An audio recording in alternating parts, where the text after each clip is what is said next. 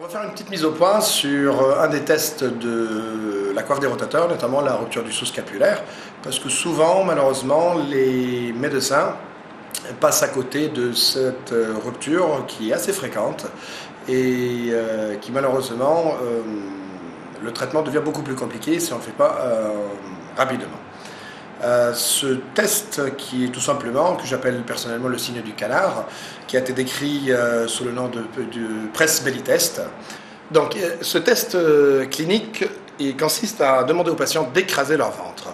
Il est positif si les patients reculent leur coude en arrière.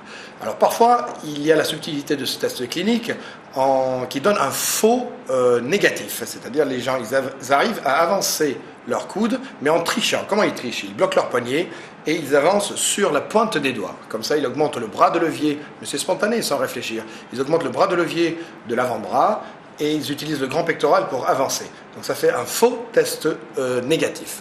Pour vraiment le sensibiliser et être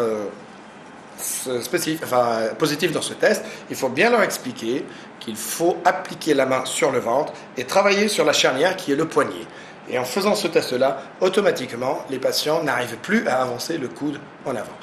Lorsqu'on arrive à faire cet examen clinique d'une manière bien précise et techniquement parfaite, on ne peut plus passer à côté du diagnostic qui est la rupture du sous-scapulaire, car même radiologiquement, souvent malheureusement on a des échographies qui sont normales alors que le tendon est complètement rompu et il suffit de faire le test d'une manière parfaite pour faire le diagnostic et donner la thérapeutique adaptée.